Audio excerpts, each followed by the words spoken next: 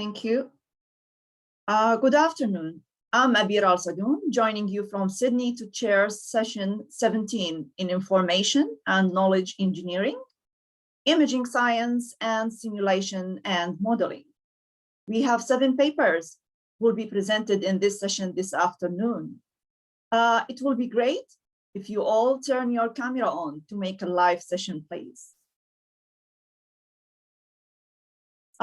Before we start, just a kind reminder to manage your presentation within 15 minutes. Please, then we keep 5 minutes for asking questions. Thank you. We start with the first paper, REST, Interface Generation, Energy Storage and Distributed Resource Division.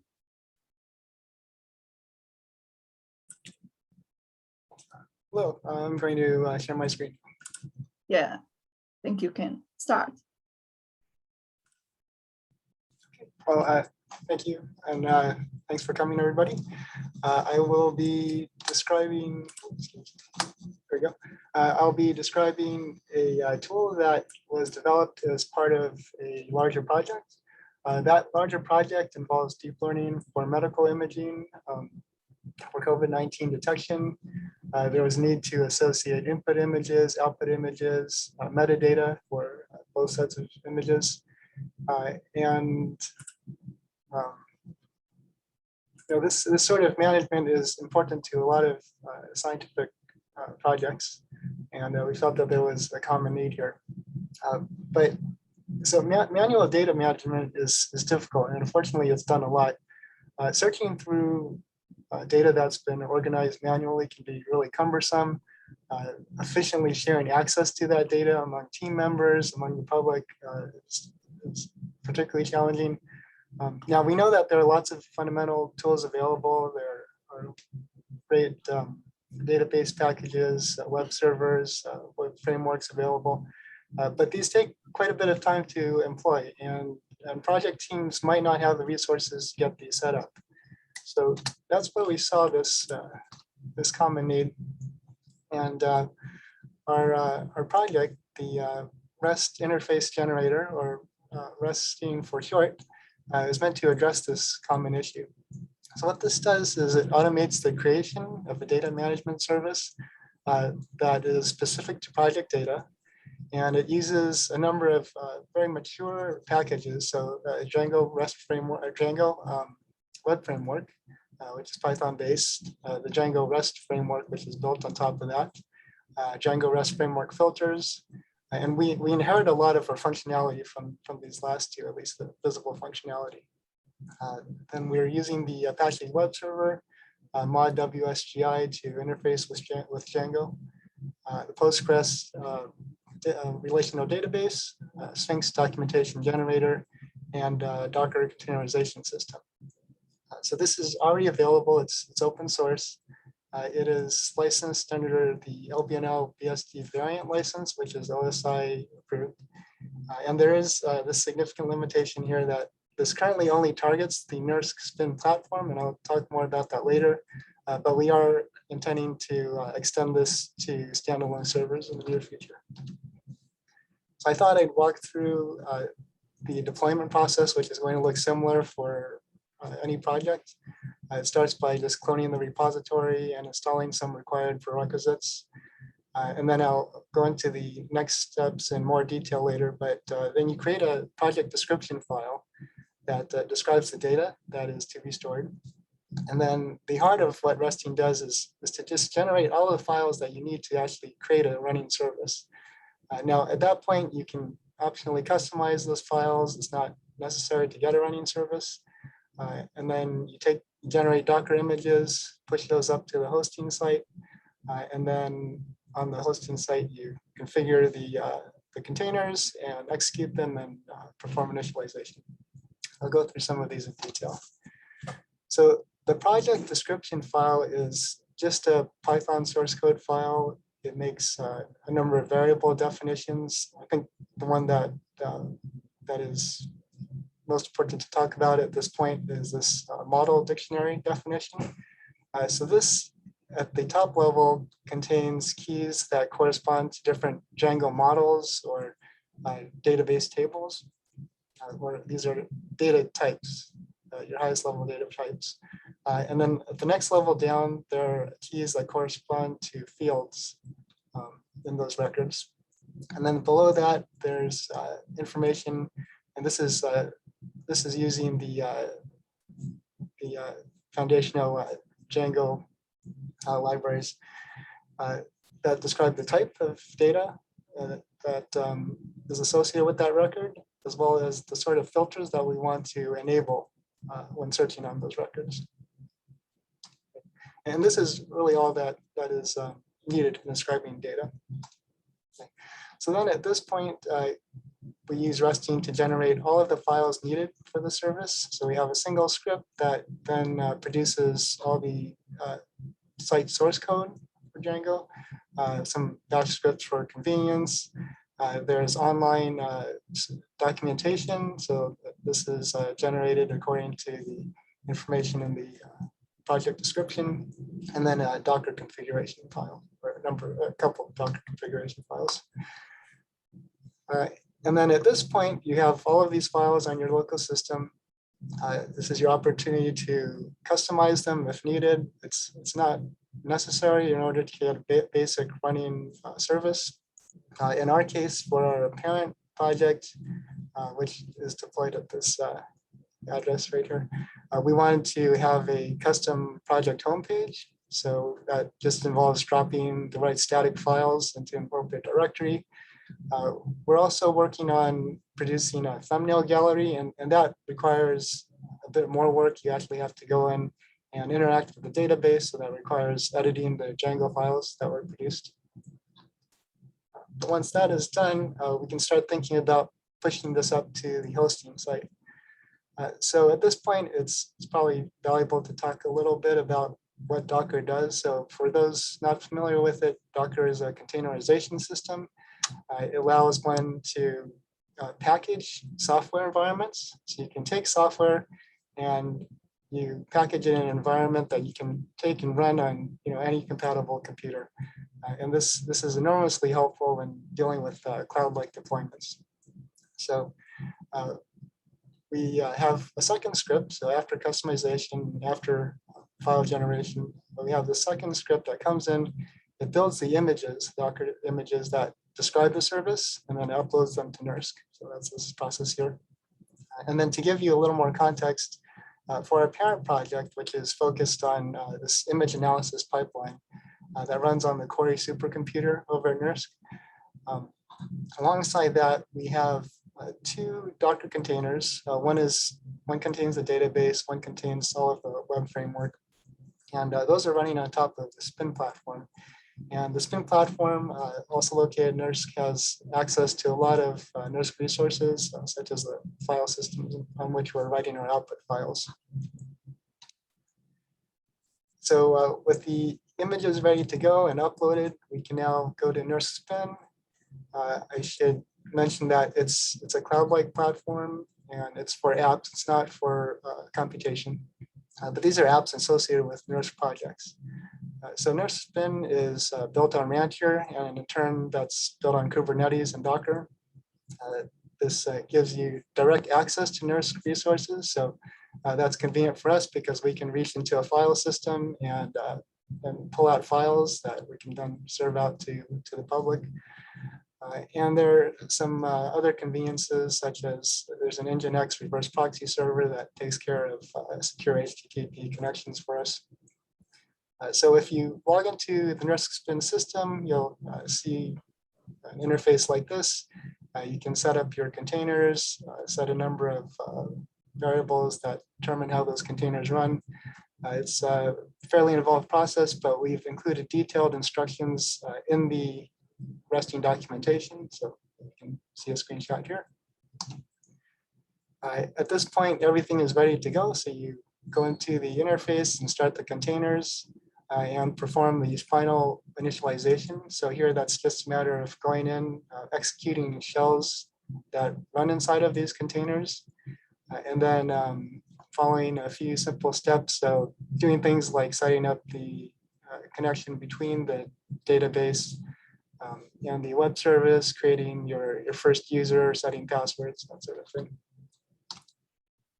And at this point, there should be a running service available. So there's a web interface that we inherit from Django REST framework, Django REST framework filters. So here are two screenshots of that. One really nice feature of Django REST framework is that it provides this browsable interface that's friendly to web browsers, but it also provides this API that one can use for programmatic access. We also have this self-hosted documentation for the website itself. So there's API documentation and custom information that is specific to the data structures that you've defined in the project description file. So you can access the database through these channels, but we thought that it might also be convenient to provide Python access as well. So for programmatic access, we've provided a module. This is also self-hosted by the service. You can download it right out of the web interface that we've popped up. It offers authenticated read-write access, unauthenticated read-only access. You can do batch downloads of records after filtering them, and then you get a Python data structure out of that. You can upload individual records if you have, say, a running simulation, or you can do batch uploads of records in right now a comma separated value format. And we'll go into a little more detail on that. So this is what we're expecting for CSV files. We are expecting a first line with these descriptive headings, and then all subsequent lines correspond to records that are to be uploaded. Each heading corresponds to one column below, and we are looking for identifiers that are given in the project description file. Each CSV file is going to represent a single type of model, although you can have multiple CSV files for a given model. It's probably a fairly common situation in which you'll have multiple CSV files from different sources that you'll want to deal with. So in our particular case, we have image sets from different sources. We have metadata and CSV files for all of those sources. And as you can see, the headings are not always, we have different sets of headings for the different files. So we've adopted a simple policy here, and that is that all recognized headings, so all headings that are described in the project description file, those correspond to columns of data that will be stored. And anything that isn't recognized is just ignored. So this means that you can very easily store a subset or a superset of all headings across all of your files, or some intersection of them, or something in between. So a pretty flexible system, and yet fairly simple. And we are putting it on the user to ensure that if a heading that is common to multiple files actually means the same thing and corresponds to the same type of data in all of the shared files. And then finally, this is backed by a relational database, and it's very common to need to represent relationships among models. So we've built into the CSV reading system a mechanism for establishing those relationships at the time of record creation. So you might have one-to-many, many-to-many mappings. We are allowing people to put in direct references to other records. So in the form here that you see here, but this is using an internal record number that's internal to Django. So probably not the most convenient thing for most humans. So we're also allowing a query syntax. And this syntax just follows the API syntax that I showed earlier. So if we're expecting a mapping to a single record, we we require that the query resolves to a single record. If we're expecting a mapping for potentially multiple records, then we have queries that resolve to multiple records, or we allow multiple queries, as in this case down here. So that is it. I want to acknowledge the resources that we've received to do this project from NERSC and from the Office of Science, the U.S. Department of Energy. And I want to express our gratitude for Corey Snavely at NERSC, who really spent a tremendous amount of time helping us learn the SPIN platform. So in summary, data management can be hard, and although there are mature tools available, they can be time consuming to deploy. So we've tried to address that with our open source tool that generates these fully functioning, customizable data management services based on very simple project data descriptions. We've included a Python client module, and currently that one limitation is that we only run on the NERSC SPIN platform, although we are looking to extend this to standalone servers. So thank you for your attention, and I'd be happy to take any questions. Thank you so much for such a great presentation, Kenny. Can you please stop sharing your screen if you don't mind? Any question? Yeah. Hey, Kenny. Can you hear me? Yes. Yeah. So, like, Django is a full stack web framework. Is there a reason like you chose that instead of like React or Vue or yeah? Well, I only know Python. I mean, of the popular web frameworks, you have some that are written in a number of different languages, and Python is the one that I happen to know and which is widely used in the scientific community. So that's why we went with that. Yeah. A follow-up is like, was it easy to like integrate like the ML code in Django because it's like the same language, Python? Did you feel that way? Well, so I am not on the machine learning side, but Yeah. the ML code is Python based. So that was part of the reason that we produced the Python module for use. So yeah, really it's a matter of instantiating some objects and receiving data structures from the system. Oh, cool. Yeah, I'd love to connect with you. Great, good job. Thank you so much. Right now, we're going to move to the next speaker, the paper, A Text Mining Approach to Identify IT Research Analyzing the NFS Grants. Hi, everybody. Thank you. I will go ahead and share my screen. Thanks, Said.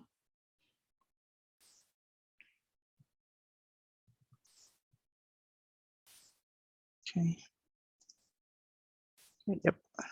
So can you see my screen? Yes, all good. Go ahead, Okay. please.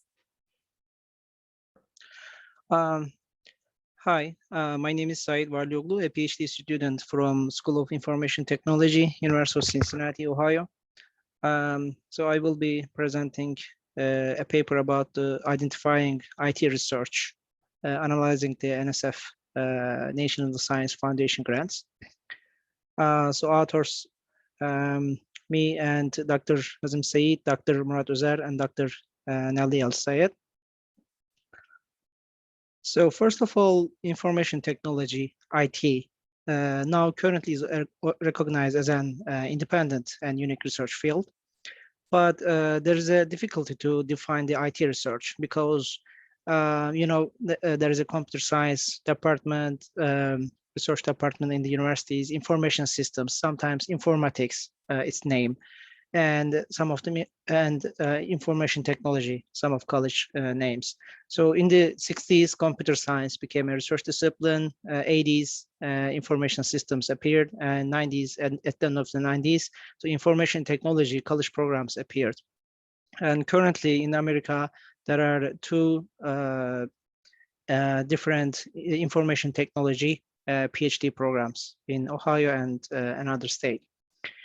and in the world, and there are some different information technology PhD programs. So there are some different definitions. For example, IT is a broader term than competing by focusing on organizational process, according to some of authors. And some of them say that it is an alternative field compared with the other heavy mathematical oriented studies, for example, computer science. Or some of them say that information technology is actually creating informatics by adding people. And then some of them say that it means needs of users is in an organizational and social context of competing. So competing merges with organizational and social context, and it creates IT. But there is an ambiguity. For example, a survey says that some of them say that information systems include IT, and the others say that IT includes IS, information systems. So we wanted to look at the NSF computer science and information systems grants awards abstracts since 1987, and we analyzed more than 40,000 award abstracts. And our variables are here, the programs. There's a zoom. Yeah, the programs and abstracts. So we conduct an inclusion and exclusion criteria based on the IT definition and the common IT definition. So according to the common IT definition, IT human-centered and it's close to the society. So we selected these programs as IT. For example, there is a information technology research program in NSF grants. So, and human-computer interaction, digital society, digital government, and the other information technology, informatics programs. So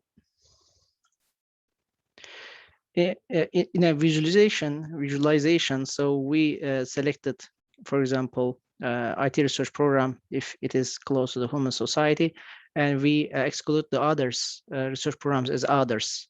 So computer systems architecture, network infrastructure, and computational mathematics. So actually they are close to engineering and computational. They are trying to solve the engineering and computational problems. But IT research problems solve the human and society problems in computational sciences with computational sciences. So in as a method, we use NLTK and NLP and Python in programming. So we analyze the abstracts.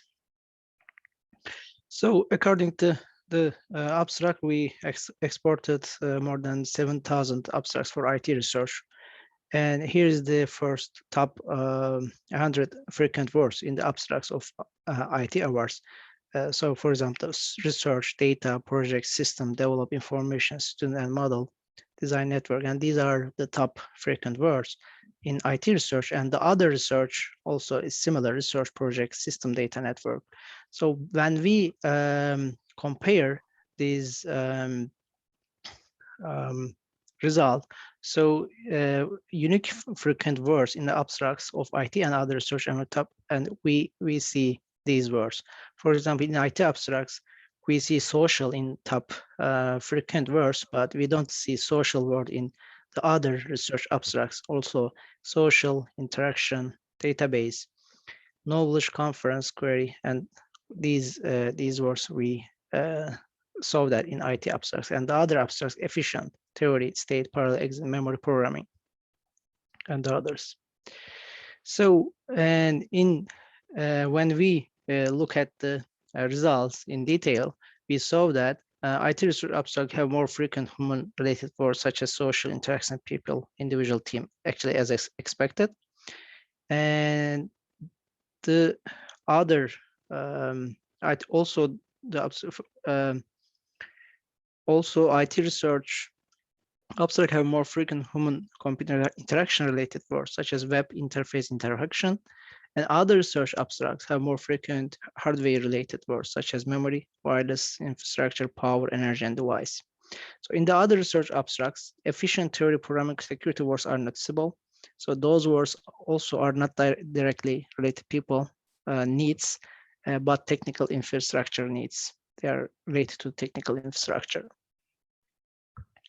So when we look at the usage rate of 6 common words in the abstracts, so information rate per in abstracts, and so it is it is much more than the other abstracts. Information, user, human, and the others network, performance, and computing.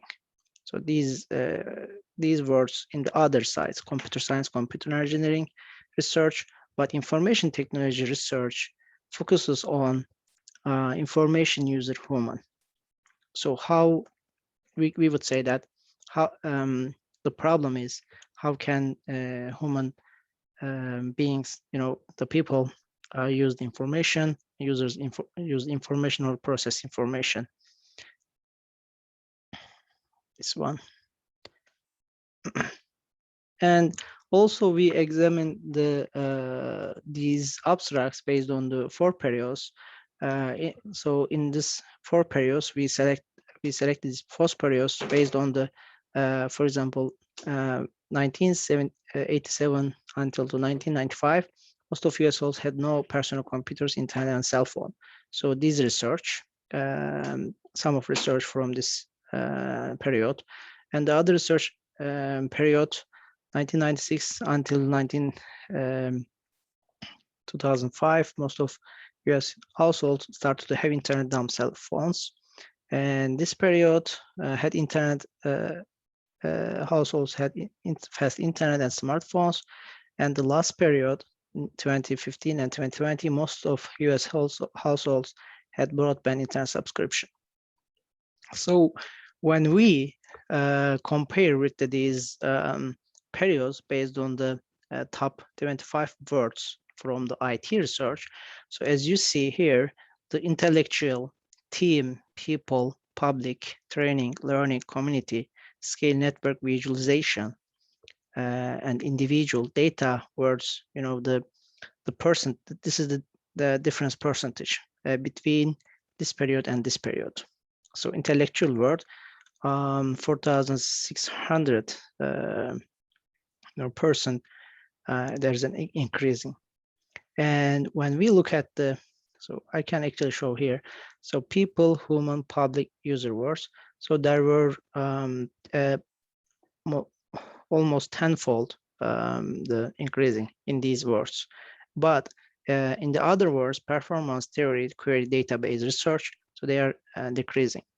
But the research is closing to the people, human, public, user problems rather than the performance, theory, database, query problems.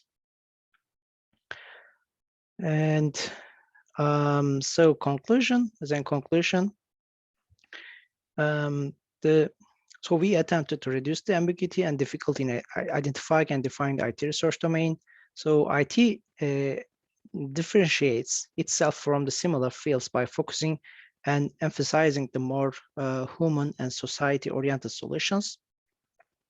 And research focus of other closely related domains generally stays in more technical and hard science engineering area. So the central focus, so it will be the central focus of IT is meeting the needs of users, organizations, and societies using competing technologies. And the research timeline examination showed that the usage rate of centering word increase, people, community, user tenfold since 1987. Here is the, so I completed early from the my time, but if you have any question, please. Thanks for such an amazing presentation, Saeed. Any question? Can you please stop sharing your screen, Saeed? Okay. Thank you so much. Now we are going to move to the third paper, data provenance in scholarly publications.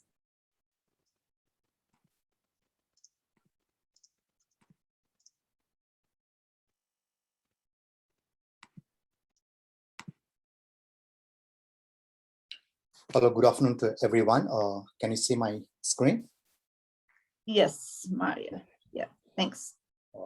Yeah, so I am Marie Joseph Israel from Santa Clara University, and I'm joined by Professor Ahmed Amer, also from Santa Clara University. And our work is titled as Metascribe Data Provenance in Scholarly Publications. So today's context is that we are very much into this digital age where data generation, dissemination is very easy, and it's common. It also raises the question of how do we generate this knowledge as well as preserve them in a way that we could trace its origin. Now, in this context, there are some challenges.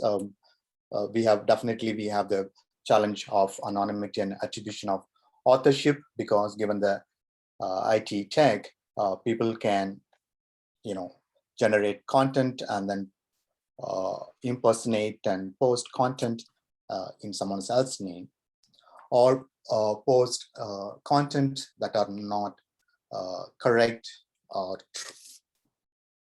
This also raises the question of the validity and trustworthiness such content. And then there is always also the question, how do we make this process more transparent?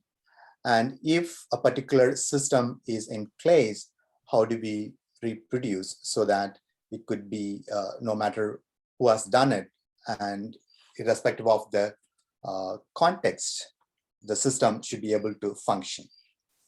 And so therefore, there are a couple of approaches being used.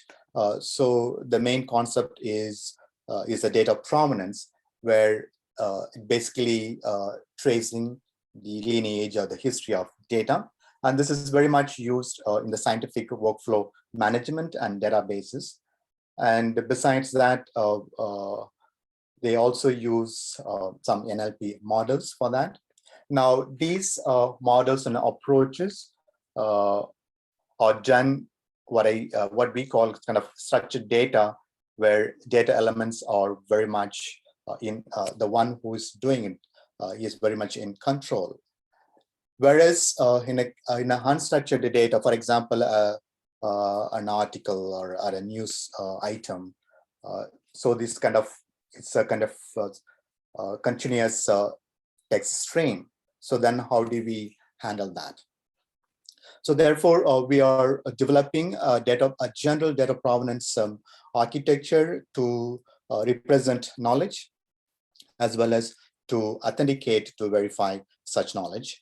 And we want, as an implementation case, we are doing this in scholarly publication.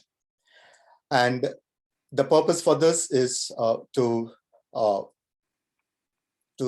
capture data which are rich and expressive, so that it's not only kind of we represent the data as it is, but allow scope for annotation or interpretation. So therefore, our contention is that we can generate a general purpose data provenance architecture for broader applications. So what do we contribute through this work is that we identify the requirements needed for a richer, expressive bibliography information in the domain of scholarly publication. And then we design and develop a prototype called Metascribe. The term Metascribe implies that scribes one who is engaged with writing work, and meta is that all other information other than the content should be kind of captured and represented. And therefore, we develop an underlying data infrastructure system that is flexible for authentication and also to have immutable provenance records. So to give a little background on this is, so traditionally data provenance applications, as I said at the beginning, used in scientific workflow management, databases and systems. And in contrast to that, we have also traditional bibliographic citation systems where it's a very manual, and the data that are generated, oftentimes they are isolated, they are not interconnected to generate a networked knowledge web. And oftentimes it is very cumbersome to trace who said what and then to trace a particular citation's lineage, genealogy. Now, some literature review. So to begin with, on provenance applications, we have examples like Wistrails and Kepler, and they are very much used for scientific workflow management. And then in databases, we have Panda, and then for the system, we call Provenance Aware Storage System called PAS. Now, all this are limited to scientific experiments, workflow in which we could, when a scientific experiment is done, and basically how do we kind of trace back various steps involved in a particular experiment. In the case of applying NLP and ML models in scholarly publications, they are used to understand certain sentiment in a given paper, and also to some extent they could who said what could be kind of recorded. Now, these models are not very accurate, in the sense the results are not very satisfactory. Oftentimes, depending on the algorithm used, you never get a 100% correct result. Now, the other approach to tackle this problem is that using domain-specific ontologies. For, in this case, citation ontologies, like DCM, that's Dublin Core Metadata, which is a set of 15 core elements to describe a particular resource. And then from that, a little advanced ontology where we have FRBR, which is used to record certain functions for a particular bibliographic record. And also we got ontologies to record different components of a document or a paper, and also who wrote what sort of a contribution one has made to generate a document. So that's a document workflow management we have. And eventually also we have this semantic web application using SPAR to some extent can indicate what a citation function is attributed when a citation is created. And for that, we have also, besides SPAR, we got CITO and SALT, which means a semantically annotated LaTeX ontology is being used. Now, these ontologies are used, and the metadata created using this ontology often treated as secondary and ancillary, and they lack accuracy in interpretation, certain polarities if they exist in citations. And also they are mostly used for describing citation functions. For example, let's say when a citation is cited, whether it confirms a previous work or it negates or critiques, that kind of function is attributed, which is excellent. And it lacks metadata such as context, scope, and sentiment, as to say why a particular author used in a particular context. So as a reader reads article, he or she is able to infer it, but to a system, it doesn't make any difference. So therefore, how do you make a system to understand for example, a tone of a paper? For that, we have proposed Metascribe, and then the design principles that we have used are to have a holistic approach in modeling not only citation functions, but also the citation acts and intentions on the context, and also to use existing bibliographic research literature so that we don't have to reinvent the wheel. And it also allows bibliographic citation annotation both by the original author as well as third parties. Third parties could be a user, another researcher, or a scholar who can comment on it, or it could be even kind of automated system, an AI, for an example. We can, or a particular algorithm could be used to automate that. But our work is based on provenance architecture, technology, mostly by using this open provenance model and its data model called provenance DM, that's data model. So to give a kind of brief understanding on what provenance that we are talking about is that in a provenance technology, you got agent, activity, and entity, and how these elements interact with each other and their activities are recorded so that we could have the history of a particular data object. So for our context, it's a citation reference here. So here, as I said, it is not just a particular author who is doing this work. Yes, he or she has written the paper, and then to interpret that one's work, it could be commented by another scholar, as I said, say, for example, Alice, or it could be used by automated system, a software agent. So which means there are multiple parties who can make comment on such a system so that we have richer commentaries and interpretations on a particular research work. So the architecture that we use is a very general architecture. What we call is meta scriptura, which is based on a provenance system, and it's a layered system.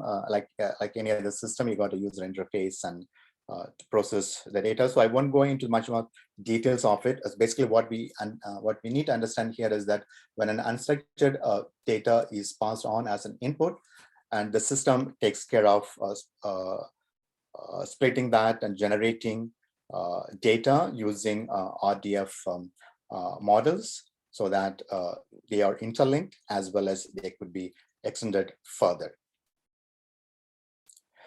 And we use a domain-specific ontology called ProvSet ontology, which is based on the prior literature work, but we add additional properties with different classes, object properties, and data properties. This is a snippet of that. And so this various ontologies, each one plays a different role, and integrating them in a particular way is very important. And at the bottom is what we have proposed our own ontology, which interlinks with the other ontologies as and when needed. And this is accomplished or implemented using a simple ProvSite mapping module. So to make things simple for our experiment, we have kind of simplified the citation functions into positive, negative, and neutral, and each of them further kind of subcategories of what we say when a particular citation is positive. For example, when a citation function is kind of extends the prior work or incorporates certain aspects of it, then we say positive, and then the opposite will be negative. And rather, if that citation is used for a particular discussion purpose, then it becomes neutral. And this information is represented using RDF and web ontology language. So this is a simple example that I have given, how a particular paper author, and then when it is generated, how and what is the context and what is the sentiment aspect of that. So this gives an idea how once these various data elements are there, how they are interrelated. So the relationships, what makes the difference in the system. And then we can query different queries using Sparkle, which is a specific query language for RDF.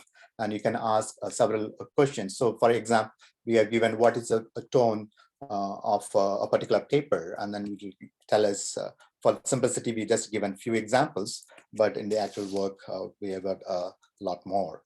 So it tells us which citation, what is the sentiment. And we can also kind of group that as to give a general feel of the paper based on the number of negatives and positives, and that would give us the general tone of the paper. We also, the most important aspect here is to what we call is kind of deep tracing. So you can have a provenance chain of citations, like for example, what citations contribute to not only just for the entire paper, but for a particular section of a paper. And then we can also retrieve this using queries. And besides that, we could also have a kind of rank list based on the frequency, which tells us how certain components not only produced and what influence or impact they have on the present paper, as well as for the future one if they are cited, So these are some of the kind of sample queries, and there are furthermore queries are there. We could have a kind of comparison of automated tagging as against the manual tagging or by third parties, or we could say how a kind of topic modeling could be done, and deeper tracing of a citation genealogy also could be worked, or the citation network also could be changed. So assuming, let's say, a typical paper is used here and all the citations in that are documented, and then when we add this context, sentiment, and scope, and we will have a clear picture like this, where the green is a positive and the red is a negative, and the gray is kind of neutral. And when you look at that, because it is represented RDF as a graph database, and then it's easy to also to visualize the results. So this system, there are various applications, though we have used for in the publishing domain. It could be used as a secure data storage system for any specific domain to generate as well as to preserve, and also to have a robust and flexible machine compatible system for tracking the provenance, richer provenance data. And also we could authenticate how a particular citation has influenced the other, and if the previous citation either erroneously cited, then down the rest of the citations based on that, we will say how invalid they are, So here in this model, we have used, we have adapted kind of automated, kind of semi-automated system where using NLP models could be also added, as well as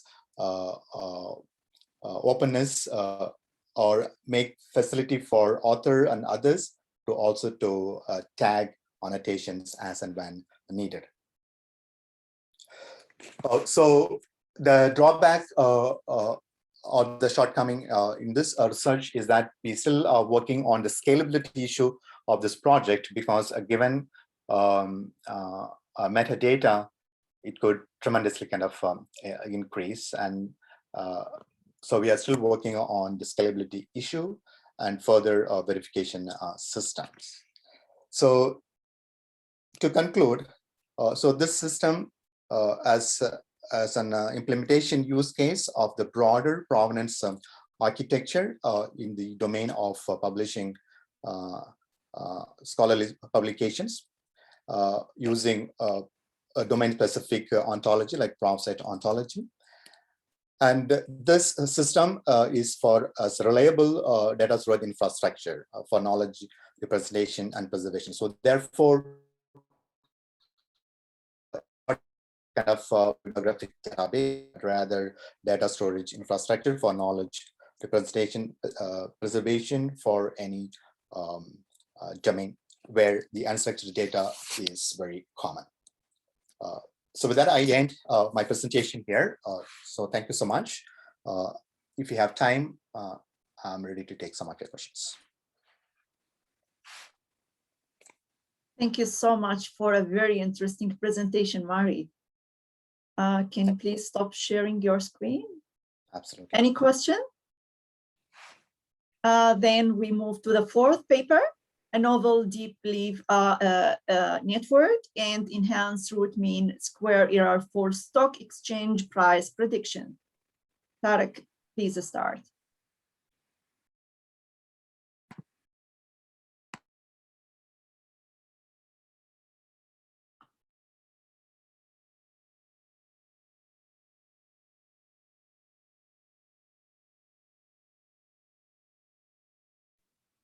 Good morning. Hi. Hi. Thank you very much, Professor Abeer. Thank you for chairing this session, and I thank the organizers of this event. Also, I would thank the audience and participants for making themselves available for this session. So the title is A Novel Deep Belief Network, Enhanced Root Mean Square Error for Stock Change Price Prediction. Actually, this work is a collaborative work among several universities, Charles Sturt University in Australia, Western Sydney University, Kent Institute Foundation in Australia, and University of Kurdistan, and I'm Tariq Rashid, professor in AI, and I'm sitting for my colleague Ananda to present this work.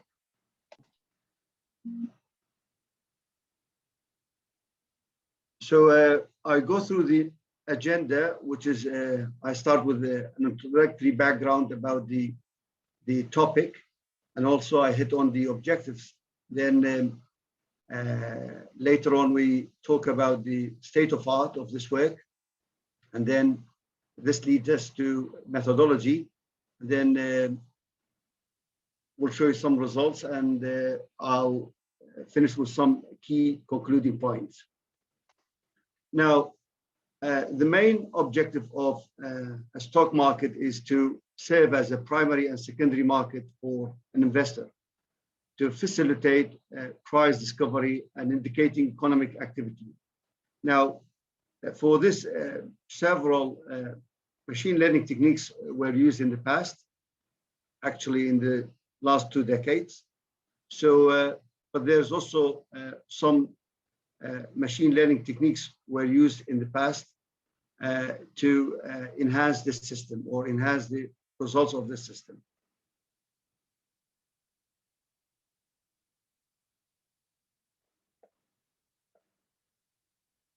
However, feature extraction have been used for this particular application, but the results still weren't promising in terms of accuracy and also processing time.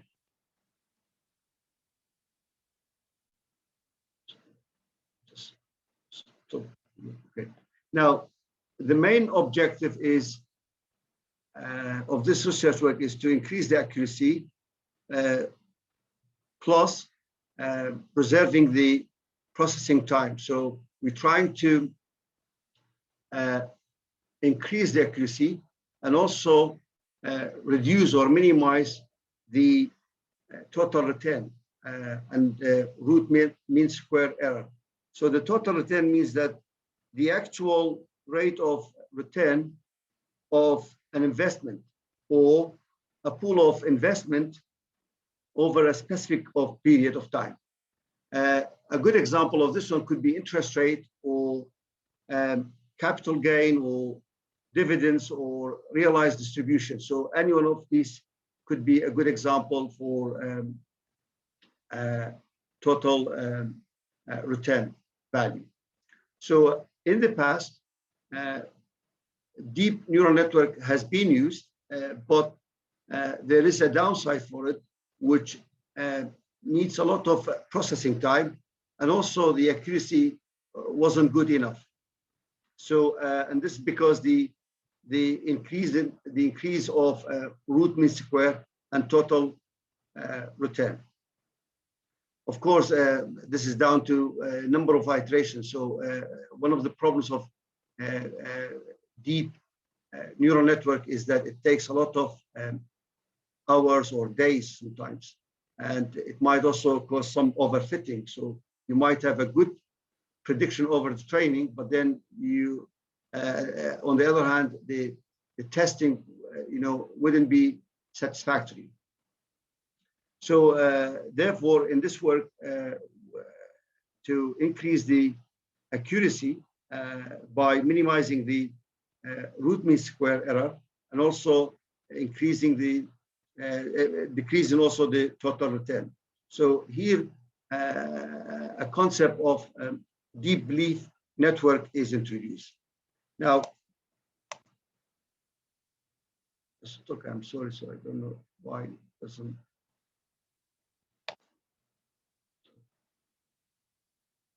Now, the team has conducted a survey over the previous research works, and it found that the state of art, the best result, as it's shown in this visual, which is a work of Srivastava in 2014 and his team. So this is their framework: data collection, start, and then stock market data, and then it goes to parameter setting. So 1 to 36 variables in a window size will be fed, and then PCA, principal component analysis, was used to get reducing the size of the features or the columns of the data set. And then it was fed to deep neural network to get the prediction. Now, as you can see, the blue boxes represent the advantages of the system, whereas the red boxes represent the limitation of the system, which is, the total return and root mean square is kind of very high in this system.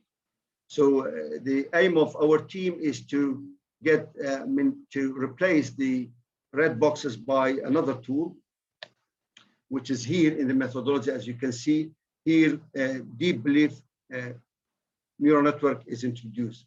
Now, basically, the deep belief neural network was invented by our father or contemporary father, Jeff Hinton, in 2006.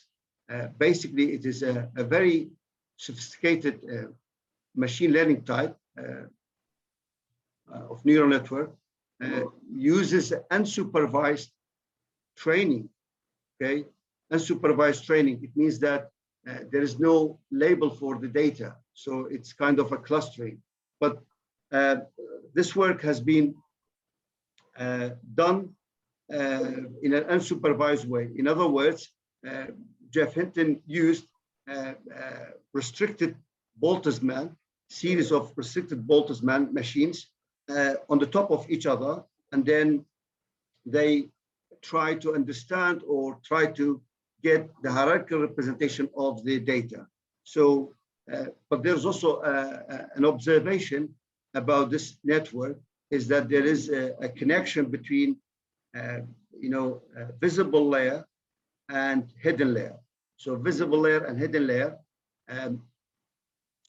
but preserving that there is no connection in each layer within its neurons. So neurons within each layer, there's no connection. Now, why deep belief neural network was used in this work? Actually, deep belief neural network, in 2006, the work of Jeff Hinton used it against another magic machine, which is support vector machine by Alexander Vapnik. So on a standard data set, MinSet data set, I believe. So deep belief neural network performed perfectly better or far better than the support vector machine.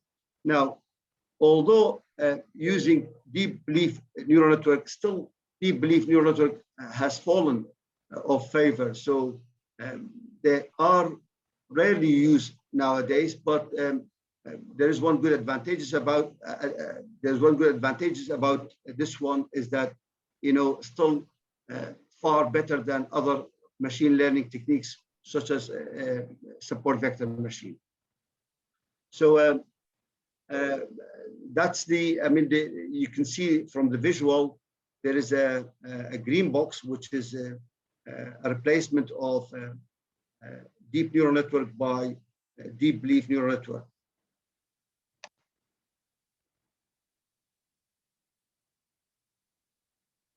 Now, if we come to the result, we can see that the accuracy of the proposed method, which is in the orange color, far better or far outperformed the state of art in all these data sets. Now, and you can see this visual that the actual prediction is in blue, and the actual result in blue, and the predicted value in red. You can see on the left-hand side state of art, while on the right-hand side is the proposed method, which is performing much better than the state of art. Again, on another data set, likewise, the state of art was performing less or less accurate than the proposed method. Now, again, in this data set, several data sets were used. So, and you can see that the gap between the actual value and the predicted value on the right hand side is too tiny, the gap is too little in comparison with the left hand side. All in all, the proposed method has shown a great deal of performance over the state of art, taking the diverse window size of data, and the backbone of the work was a deep belief neural network algorithm performed better in this application. Now, in the past, we said that a range of machine learning techniques were used. The traditional one, the standard one, multi-layer perceptron, does not perform well because it hasn't got that feature or that magic to deal with the unlabeled data, whereas the deep belief neural network does have that magic through the what you call it, restricted Boltzmann machines. They were on the top of each other, and they can do bi-direction connection between the lower layer and the higher layer. And you could have multiple hidden layers. That's why it's called deep belief neural network. Now, the work has achieved or accomplished good processing time with high accuracy, which is sufficient. The old state of art managed to produce or generate 0.94 or 94% accuracy with 5 minutes to 30 seconds, whereas the proposed method did that with higher accuracy, which is at least 2%, 96, and half of the time spent on the processing time, which is 2 minutes and 3 seconds. Now, the reference of state of art in the blue color, great job of Singh and his team. That was produced in 2017.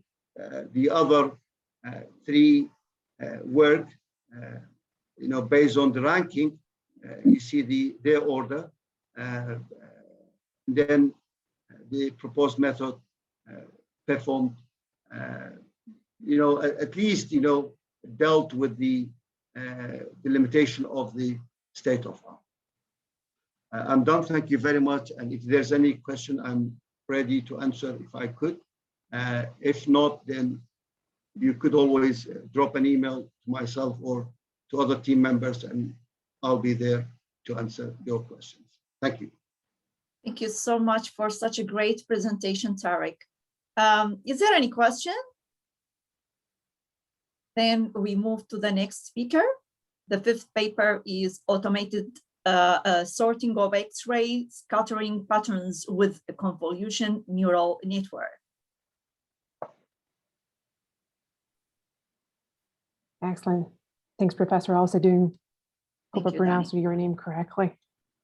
No, it's correct. Thank Good. you.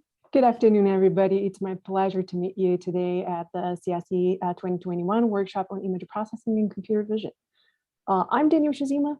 I'm a computer scientist and staff scientist at Lawrence Berkeley National Laboratory. And I've been working with computer vision and machine learning for over 20 years. And currently I lead the computer vision area within CAMERA, the Center for Advanced Mathematics for Energy Research Applications, one of the centers at the Computational Research Division at Berkeley Lab. So glad to be with you and to discuss this work performed in collaboration with several of my colleagues, Flavio Araujo, Homwari Silva, Hari Krishna, Eric Roberts, and Alex Haxmer. In our work, it focuses on automated sorting of X-ray scattering patterns with convolutional neural networks. And I'll get into the details of each one of these terms. So let's get started. So the outline, I thought it would be easier to explain with a Venn diagram here. So first I'll explain where this data is collected. Berkeley Lab is the place.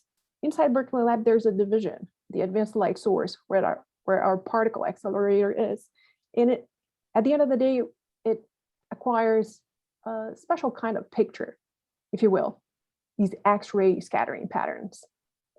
And there are different kinds of X-ray scattering patterns, namely small angle X-ray scattering, wide angle X-ray scattering, grazing incidence small angle X-ray scattering, and grazing incident wide angle X-ray scattering. And I'm going to use the acronyms from now on. But just imagine, all we're trying to do is to sort apart different types of dogs. And here are 4 kinds of dogs. With a big difference, different from the previous talks in which we're talking about taxonomies and metadata. These images or these scattering patterns do not have metadata associated. So it's our job to discover what technique was used after analysis of thin films took place.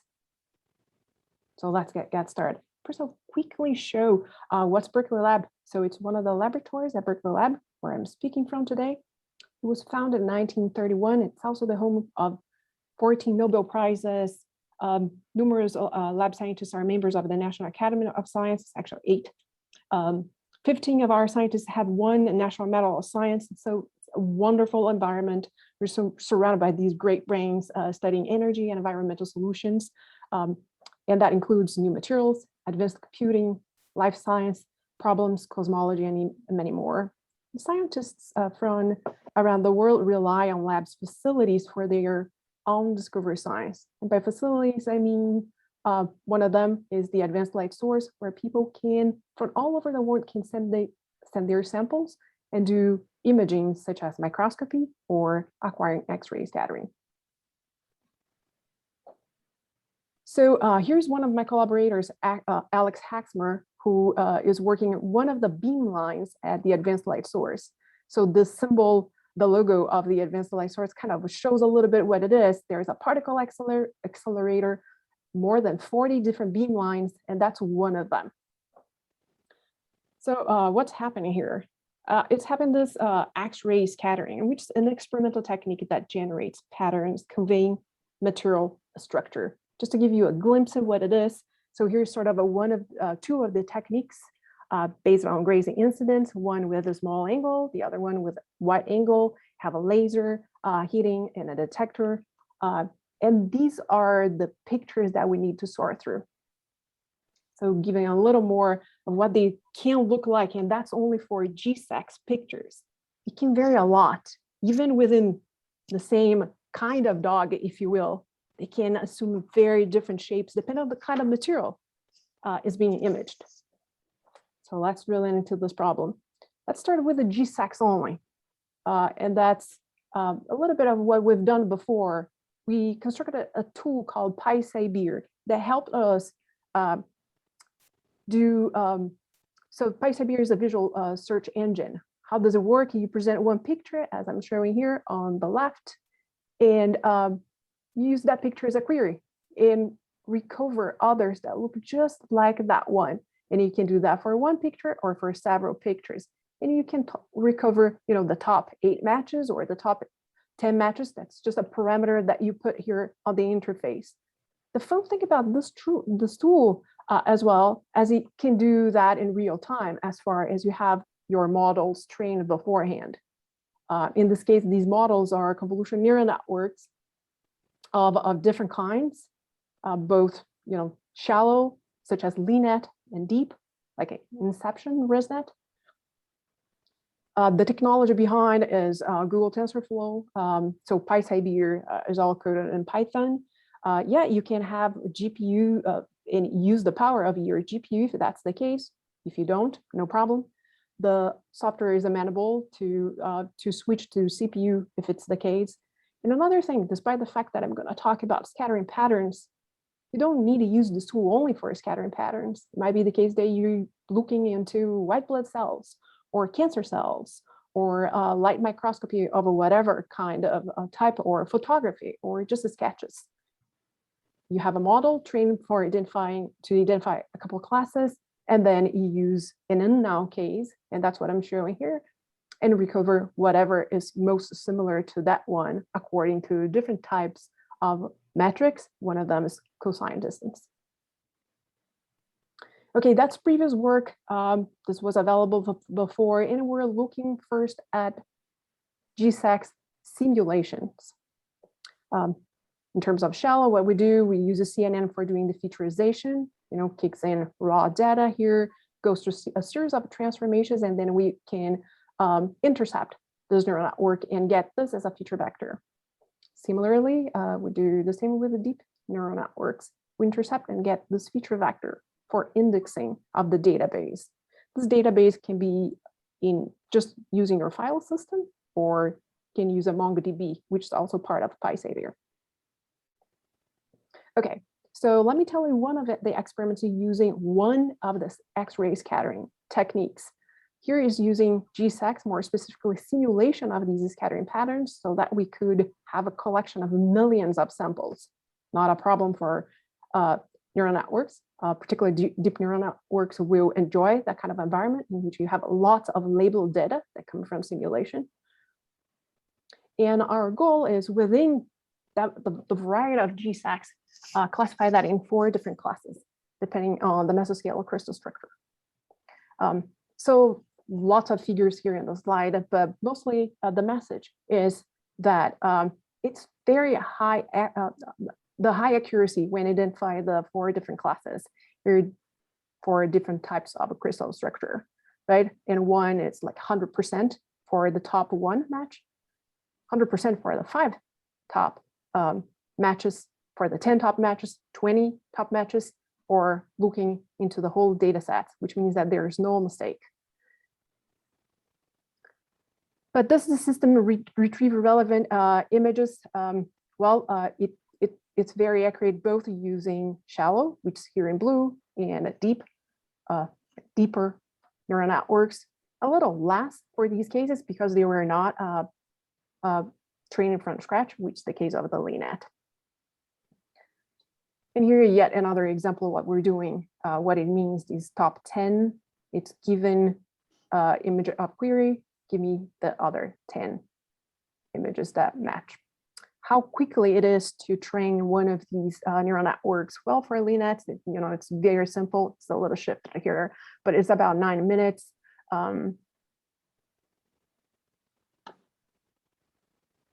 For fibers, this is a different data set. Let's just focus on the GSAX, about 45 minutes, because it's a million size data set. For the Inception, much longer if we were doing that from scratch. But remember, also you do the training, for doing the second time query, so on and so forth, you can basically use the pre-trained neural network for doing those searches, and then that's basically in real time. So this is awesome, a lot of work.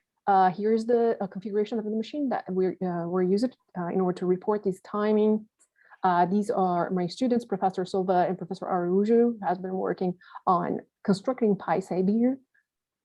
And So to just solve the problem, remember, I started the presentation telling you that it's not only GSACs, but an assortment of other techniques that can be used intertwined. And that's the big challenge.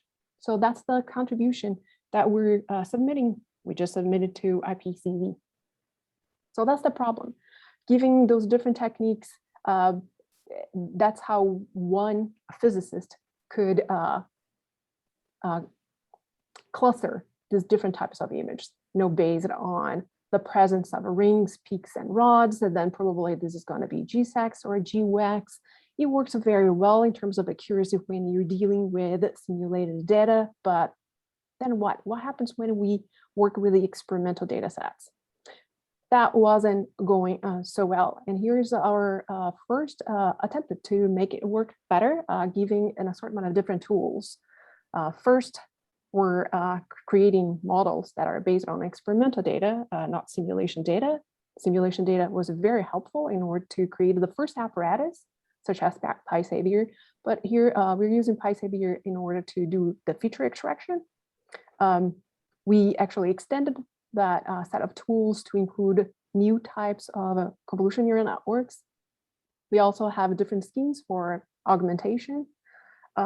We continue intercepting the neural network to get the feature vector and then use that as input to a set of AutoML based algorithms that allows us to calculate the accuracy based on different types of classifiers. And here's a list of them: random forest, like GBM, XGBoost, XtraTrees, CatBoost, and you can get your hands on all of what we've implemented here. Also, all of this part of the AutoML, we parallelize it using Desk. So I invite you to take a look at the code.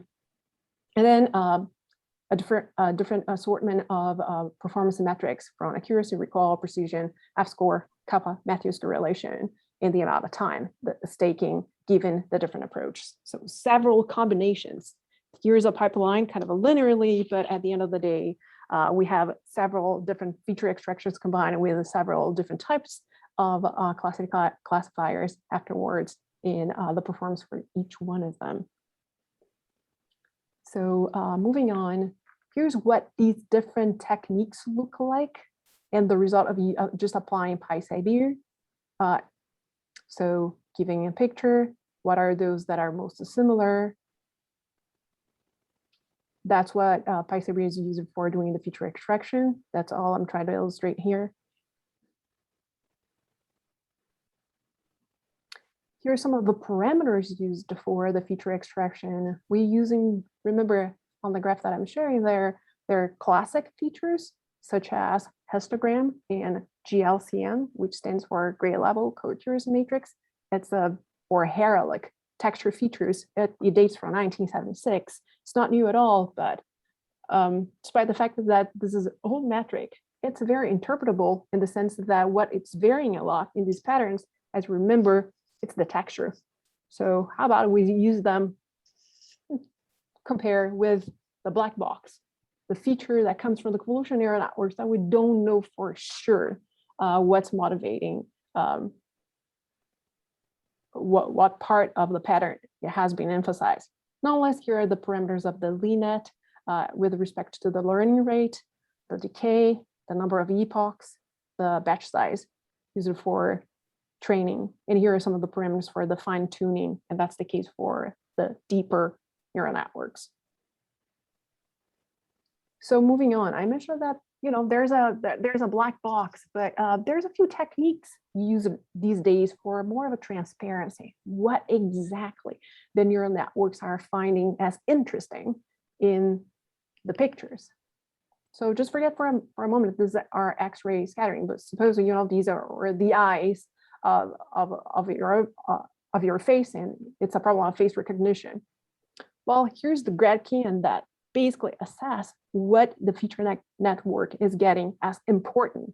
So here's a piece of the sensor, right at the center, detecting rings, detecting arcs. Well, that's some of the key features used by the physicists themselves in order to classify as belonging to one of these 4 different techniques used for verifying material structure.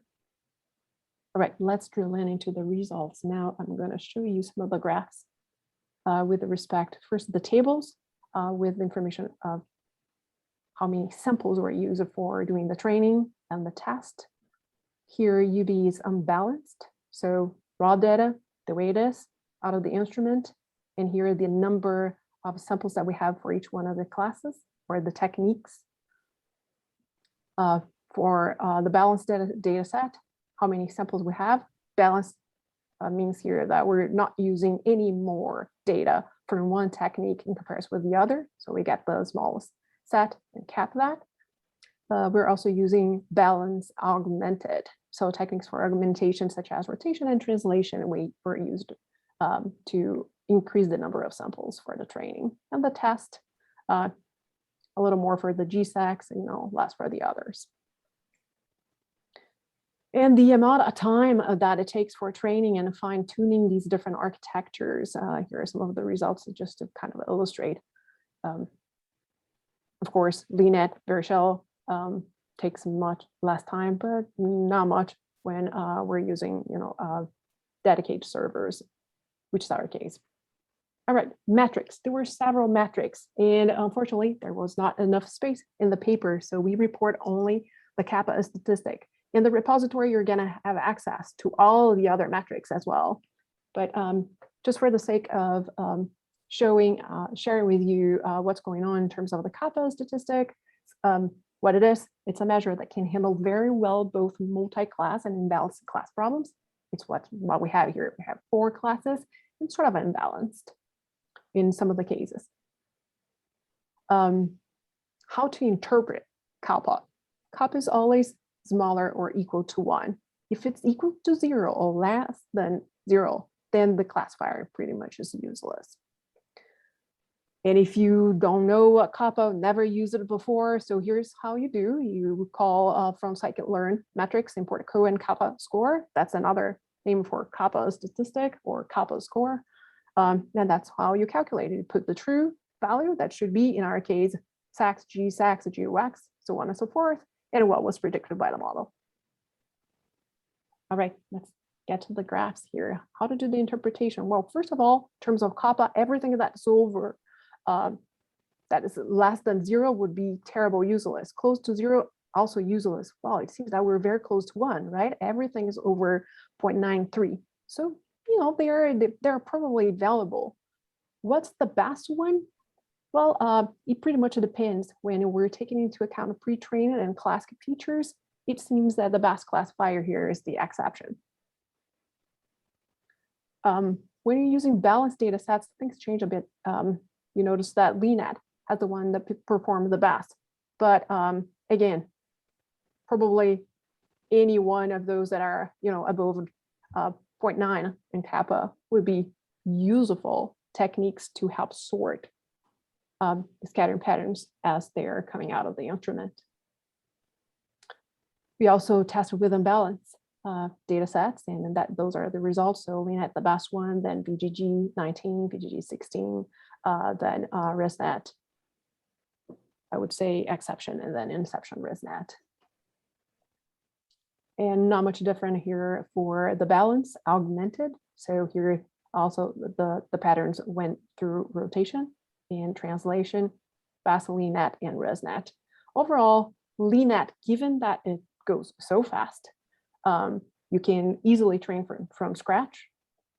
We tend to believe that this is going to be the algorithm that we're going to use for deployment at the instrument. A little more details of what's going on with other metrics. So here are the other accuracy metrics. We didn't do for all a graph for each one of them, but here overall what's going on. We use it as a classifier for the LeNet, the random forest, and a classifier for the feature extract with the other neural networks and the histogram. We're using actor trees. So in conclusion, we propose a CAM-SORT XS, a set of machine learning-based tools for sorting X-ray scattering data. we're able to characterize, in this case, learn effective feature representations by transforming raw experimental data into signatures through the use of convolutional neural networks with the most relevant components. That's something that I kind of went really quickly.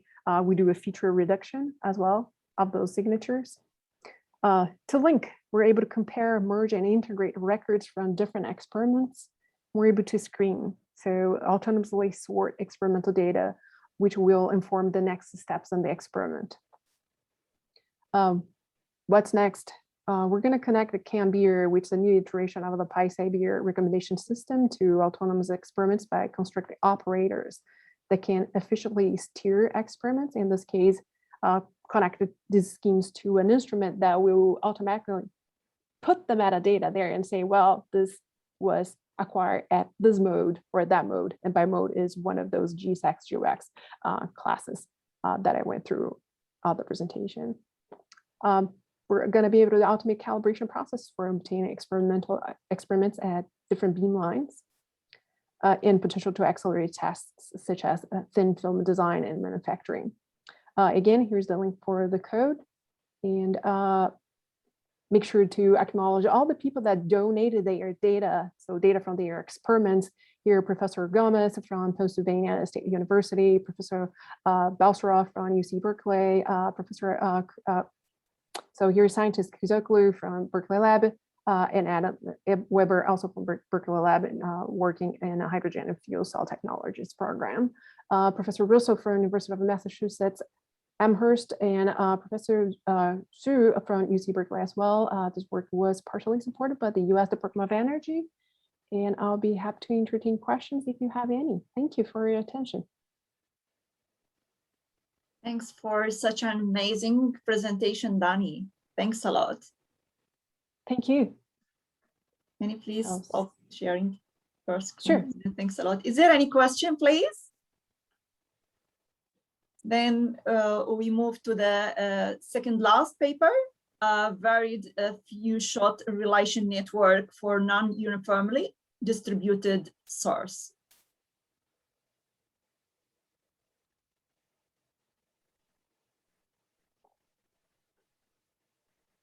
The presenter here? Yes. Oh, yeah. thank you. Give me a Thanks second. a lot. Oh, Yeah, go thank ahead, you. please. Thank you. Thank you.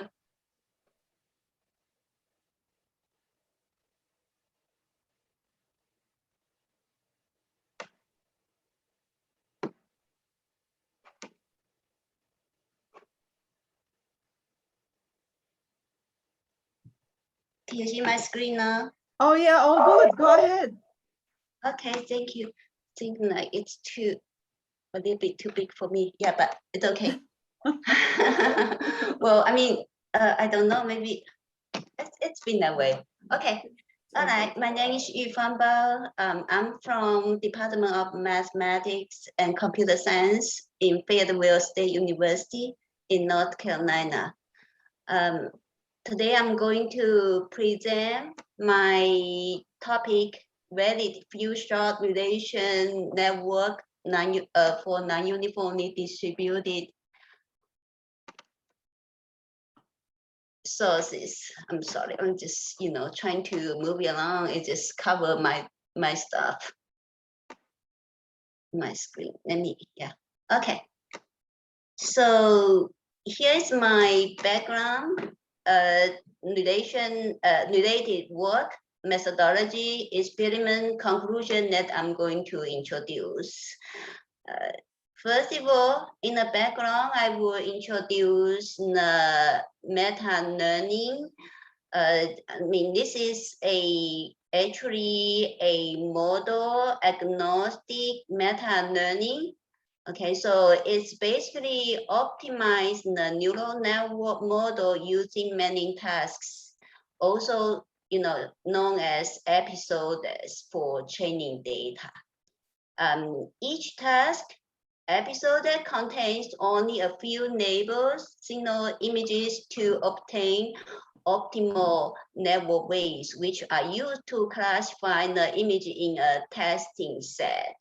So what happened is every task okay, has a few neighborly signal images, and then the way optimized will be used as input to the next task, next episode there. So the new optimization will base on the previous ways. But now it will be going in a different task, different, data set, basically. And then further optimization will be obtained and so on. So the progress avoids the problems associated with fine-tuning the weights using only one task, and is more efficient and effective than learning from scratch.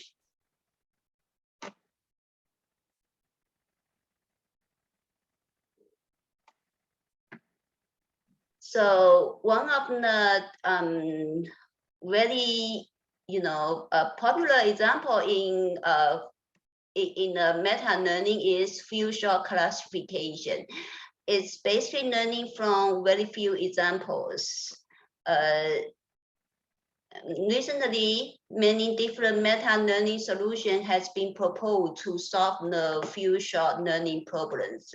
And it is demonstrated that the meta-learning works better than conventional supervised learning in a few shot learning situation. So the few shot algorithm use a constant number of shots per class. The typical example will be one shot and class classification task, or K-shot and class classification task.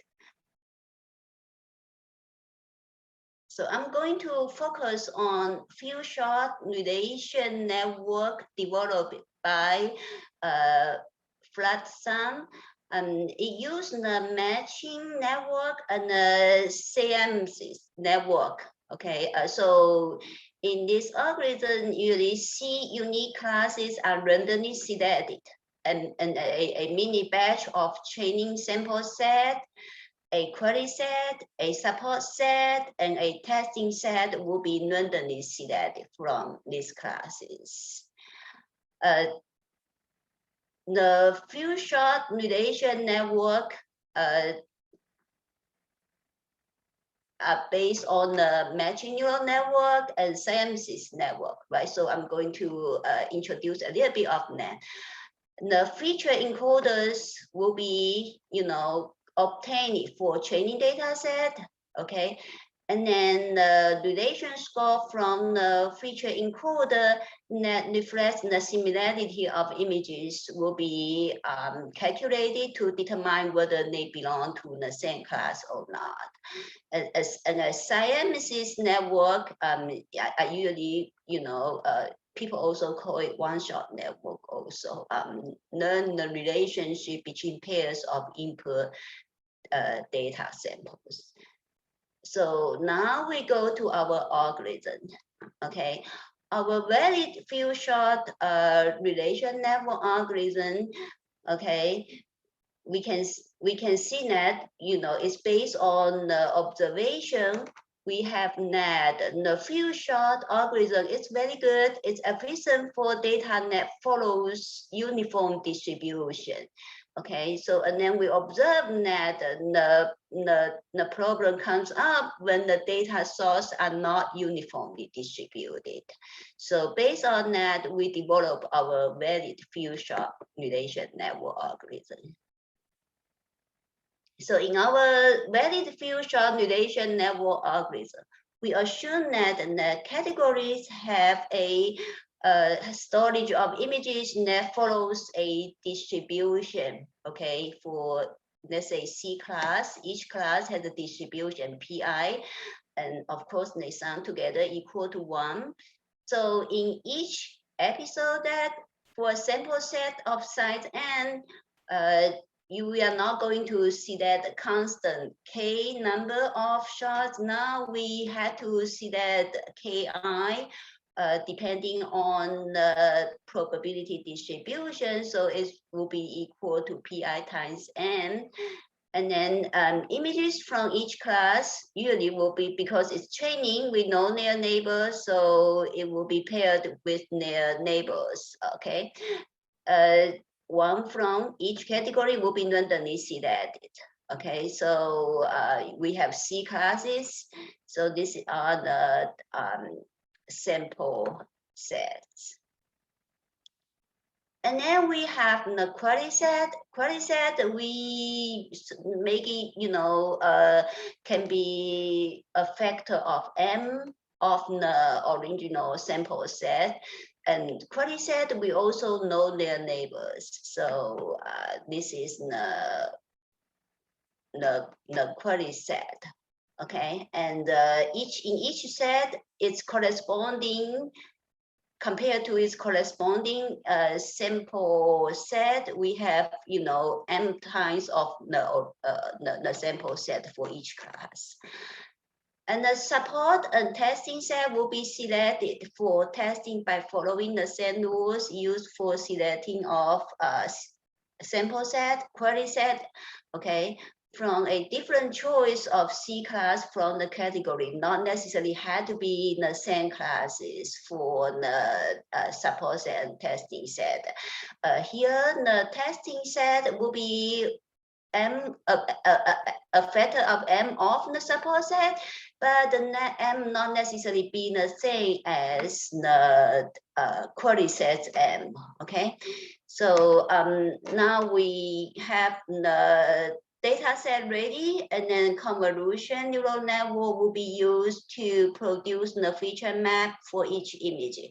And the feature map of image within the same class will be averaged to gain the representative feature of the ICE class. So written in formula, it will be, you know, if this is the ICE class, okay, feature map, okay, then it will be basically an average over whatever amount of, you know, images in each class. Those feature map add together, divide by the total, how many images there. And then we define this relation score similarly to the flat and sans. So it's basically the relation score between the ICE class feature map and the feature map of an image in the query set. Okay, and notice that in the feature encoder, you have a weight fee, and in the relation network, you have a parameter psi need to be determined. So the cost function is defined as sum of all the difference between the relation score and the indicate function. Here, when we training the network, we are optimizing over the fee and psi to then the cost function minimize, right?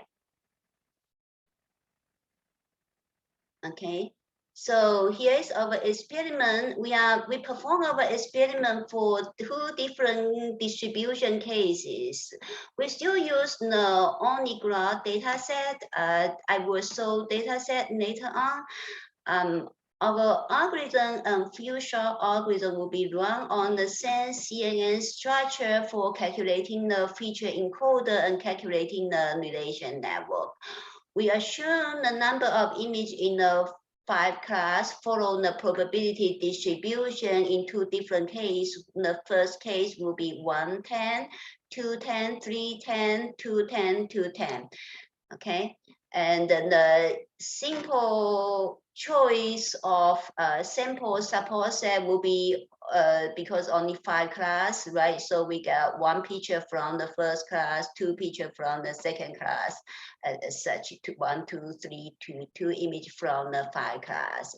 And then the query set will have 2, 4, 6, 4 images, and we know their neighbors.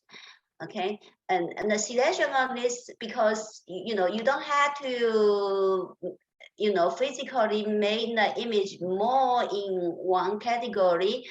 Of course, this is good if you do have that, but because theoretically we can use probability distribution, so you just then the probability control the the amount of images to be selected. So now here is the training images. On the left is the sample set. Here, this is just an example. Assume we have 3 classes here now. So each class only got data set has images of handwriting characters from different languages. So here in class, let's say class 1 has, character similar to this shape, and class 2 has character similar to this shape. Okay, I mean, I didn't get different handwriting. I just write it as 1, 2, just say, no, this is 2 different people writing. And in a third class, you got that 3 pictures being selected, which indicates that you have more data source in this third class than the previous 2, right? So the quality images will be selected, okay, according to a factor of 2. And then here, this shape here represents the encoder of the feature encoder, the average feature encoder of this sample set, and this is average in the this was for class 1, and this was for class 2, and this for class 3. And now we're calculating the feature encoder for each images in the query set, okay? And then we calculate the relation score, okay? And then the relation score will be optimized, try to make the difference according to this function, right? Okay, try to find ways so that this will be minimized. Okay. And another case is we trying to get a different distribution. I only saw one distribution here, and in the next, I'm going to show in a picture about a different selection, assuming data follows a different distribution. So this is the last over, episodes. Okay, so here we have this red color represents few shot, and the green color represents our valid few shot, and we can see that our algorithm in this is still not, although it's not uniform, but they are still quite close, right? So they are very similar, okay, the convergence rate. And now we have a distribution, it's more skewed to certain direction, right? So you got in a sample set, you got 1, 2, 3, 4, 5 being selected, okay? And then we can see that our algorithm converge, faster than the few shot algorithm, okay? And we also run it for 5 batches, okay? We run it 5 times for testing to calculate the accuracy rate. For the data distribution that follows 110, 210, 310, 210, 210, we can see that our valid few shot algorithm, has higher accuracy than the few shot algorithm. And when the data are more skewed, then our algorithm is still having a higher accuracy rate, right? So this is based on the idea that if your testing set are seeing more data from one category, right? Then you want to have training run more on the sample set, and query set will be more leaning to the data set that have more resource to train weights. Okay, and then here is our conclusion. We have proposed a valid few shot algorithm to address the situation when the distribution of source image is non-uniform across the categories. Our algorithm demonstrates fast conversion of the selection of weights. Okay, our accuracy remains significantly high in the non-uniform situation, and I want to mention that if our algorithm here runs on uniform distribution, then it will basically generate it back to the field shot algorithms. So field shot algorithm did a pretty good job. We just want to make it to take care of the data source that are not uniformly distributed. Okay, thank you for your attention. Thank you Any so questions? much for a great presentation, Yufan. Is Thank there you, any Abeer. question from the audience?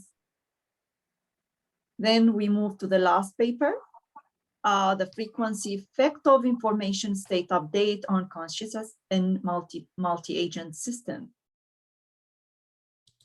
Yes, good afternoon. Hi, Azad. How are you? Fine, thanks. Yourself?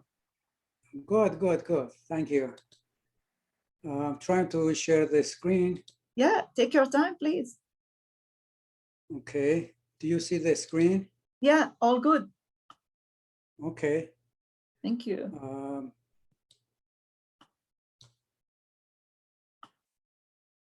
Let me.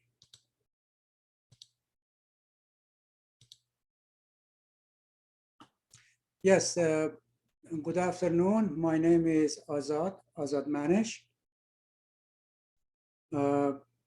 I'm a faculty member of the Computer Science Department at the University of Nebraska, Omaha. The title of the presentation is The Frequency Effect of Information State Update on Consensus in Multi-Agent Systems, which is co-authored with my colleague, Professor Hassan Farhad, and graduate students Ray Yang and Satish Mudugu.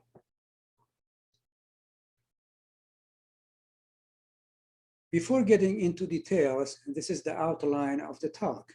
Consensus. First, I would like to mention a few words about the concept of consensus. Based on these words, I will then present to you an example to show you that the work that each agent or robot does can be visualized using matrix operations.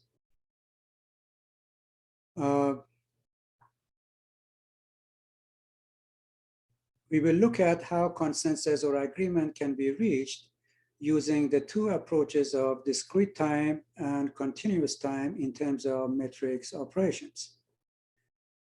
For better understanding of the talk, we will go through an application example by applying our simulation approach to consensus in ROS. ROS stands for Robot Operating Systems. It is a platform of various software frameworks with tools and libraries to create various behaviors of robots depending on your application.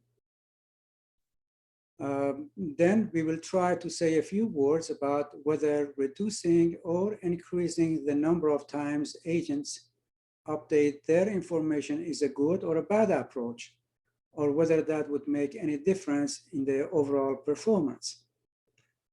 Then we will make a few observations based on our talk, and finally some avenues for future research. The objective here is to reach at consensus. That is, to reach at a consistent global view among entities involved, where entities could be robots, could be processors, or any intelligent device. Here generically, we call them agents. What to agree on as the global information state as a global information, we just call them information state, like agreeing on the value of yes, or the value of no, or agreeing on the temperature of the surrounding, or agreeing on the rendezvous point. So these are just simply some examples. The history of consensus or agreement is long and goes back many decades. But in general, there have been two different forms of agreement problem. One is the exact agreement, where the final agreed value among all the agents is a 0 or a 1. So it is an exact agreement.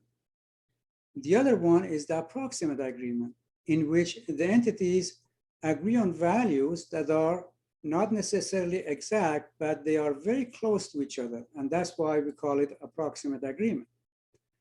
The focus here is going to be on approximate agreement, which is going to be executed in terms of rounds. So repeatedly you execute rounds, and each round consists of 3 steps. First, you collect the values from the neighbors, and then you make a decision based on the collected values. This is in a way similar to gathering the opinion of your neighbors about something and then making a decision. And then you broadcast your decision back to the neighbors. So by repeatedly gathering information and updating the decisions by the agents, we are hopeful that our collective decisions at the end will be very close to each other. As I said, these 3 steps are called a round. And here, one big assumption we are making is the fact that the communication protocol is partial.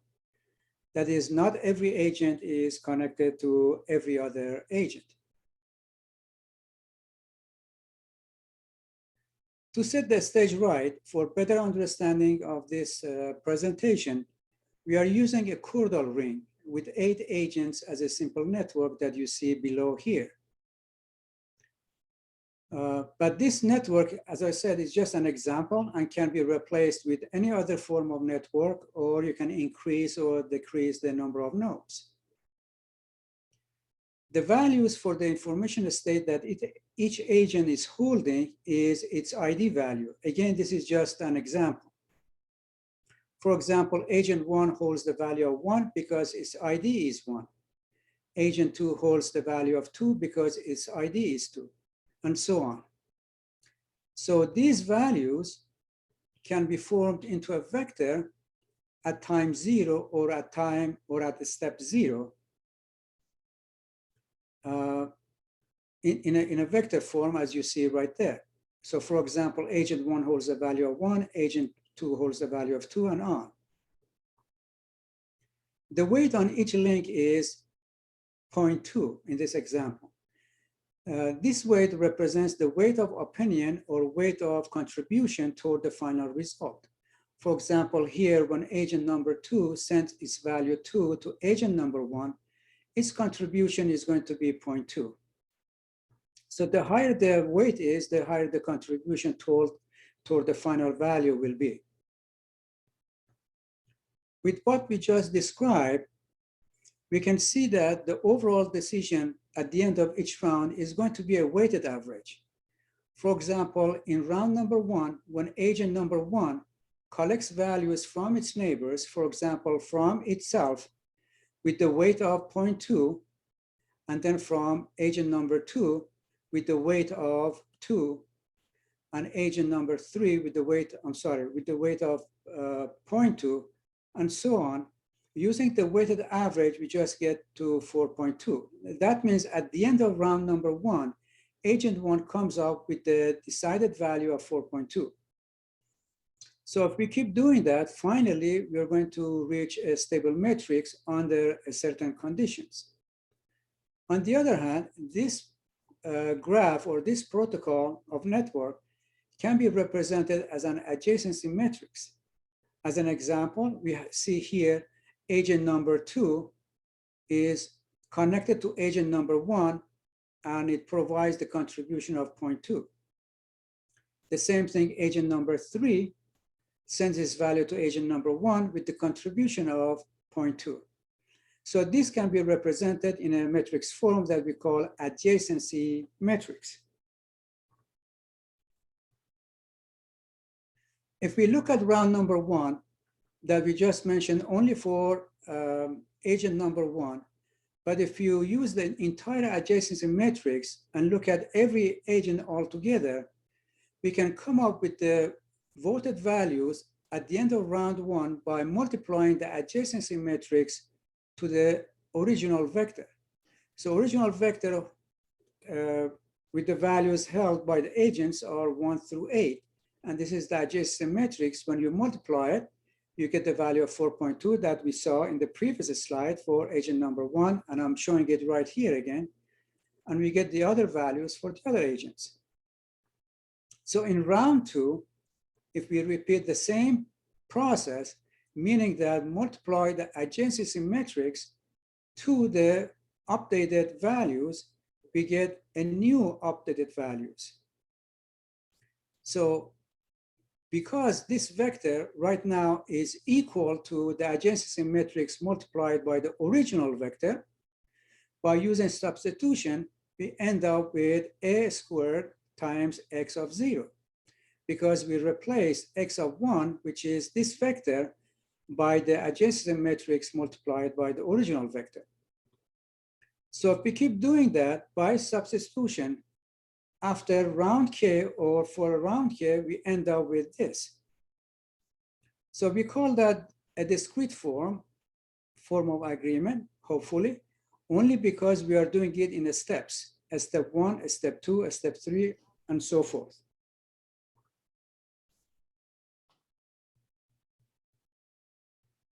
With respect to discrete time that we just mentioned, steps are discrete, and the adjacency matrix is stochastic. That means the sum of values in each row is equal to 1. As we just noticed here, the sum of values in each row is equal to 1, and the values are less than or equal to 1. And the diagonal values are non-zero, only because the network has self-links over each node. So we have the self-links, and these are cause the diagonal values not to be 0.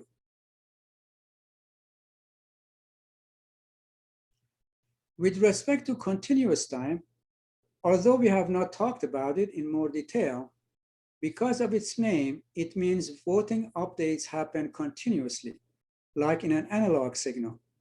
So we are using T here to show the updates instead of steps K. The weights could be greater than 1. So the sum of elements in each row could be greater than 1. It has been shown, and we have shown in the article again, that the changes in the information state can be represented as a derivative that we are showing here. That x derivative of t equal to minus L x of t, where L is the Laplacian matrix. And we are going to show you an example shortly. But in Laplacian matrix, the diagonal value is going to be the sum of the weights in the corresponding rows. And the value for each entry is going to be the minus weight. Using the definition of the derivative, if we replace this by this expression and then obtain the value of x of t, we end up with this. So now, because we're talking about continuous time, if we divide the t into very small pieces, and at each small piece you do the update, you end up with n delta t. So the smaller the delta t is going to be, the smoother and the more continuous the operation becomes. But because we are doing it n times, that's why using substitution that we talked about before, we end up with this formula.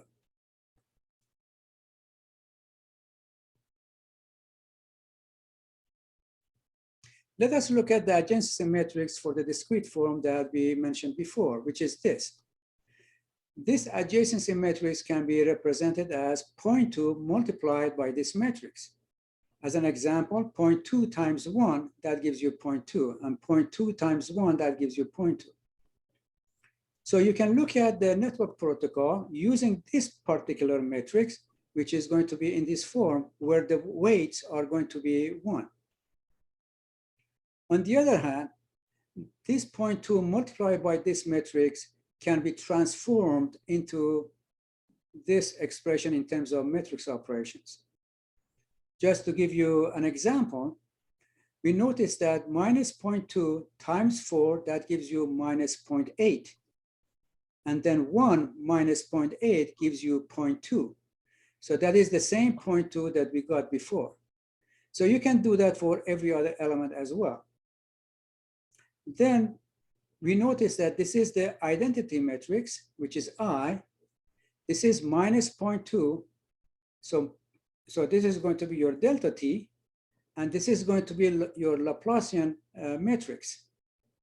So remember, in Laplacian matrix, we indicated that the diagonal value is going to be the sum of the weights in the corresponding row. So we have 1, 2, 3, 4. So that's why this value is 4 in the diagonal.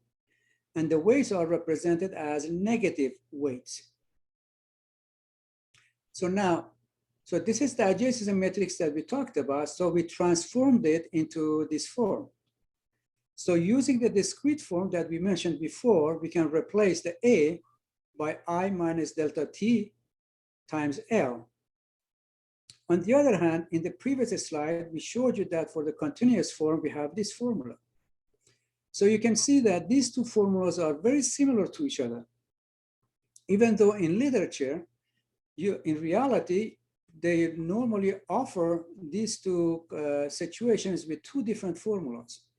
But using reverse engineering and transformation, you can convert one to the other very easily.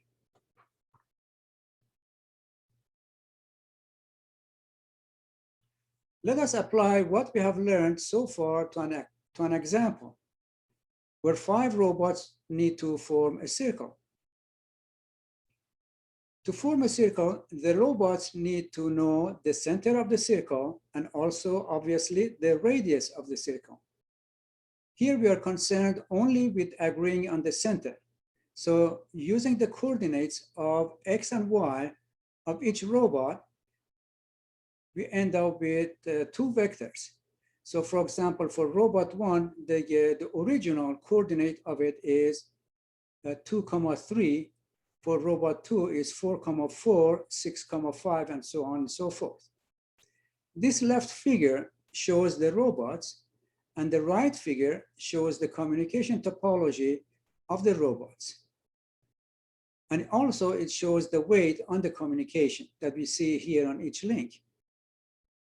So using the formula that we learned before, A equal to I minus delta TL, so this is your identity matrix, this is delta T, and this is the Laplacian matrix corresponding to this graph.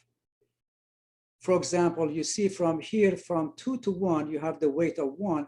That's why we have the value of 1 right there, from 2 to 1. But again, as we said, the weights are represented as minus weights.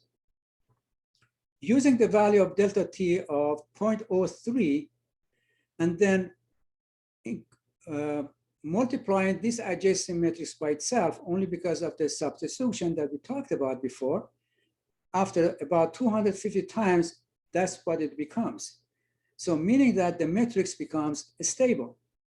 So now if you multiply each row by the corresponding vector x of 0 that we had before, we end up with this vector. And multiplying by the y coordinates, we end up with this. So we see that after 250 rounds, every agent has agreed on the x value of 3.875 and the y value of 4.75. Yeah. So we can say that consensus has been reached.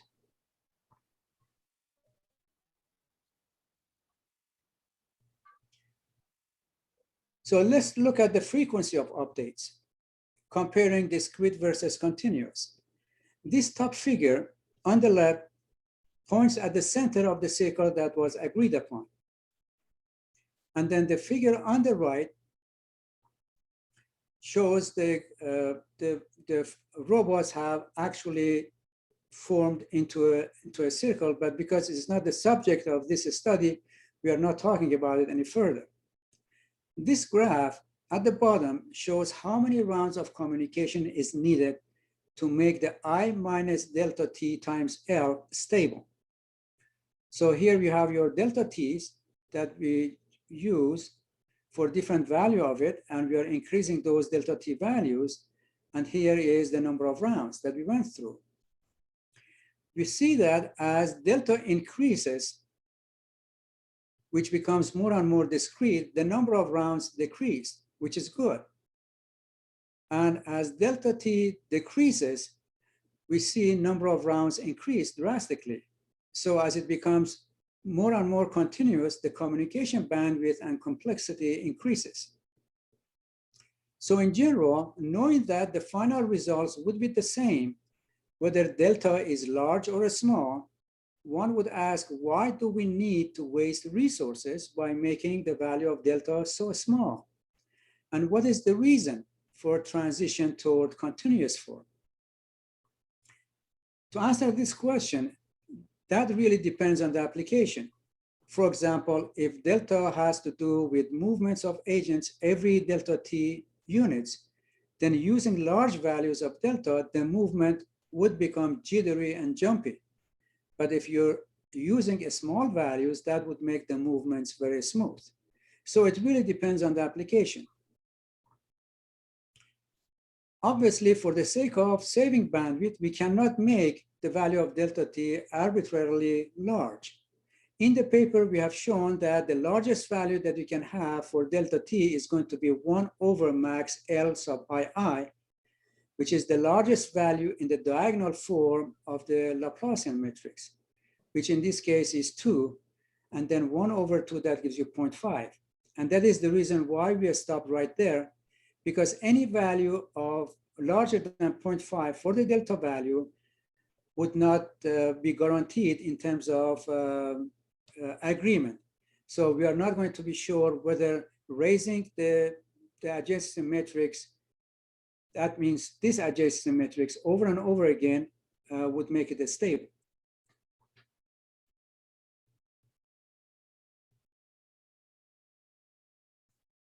Just one question, how much time do I have? Sorry to interrupt you, Azad. 2 minutes only left.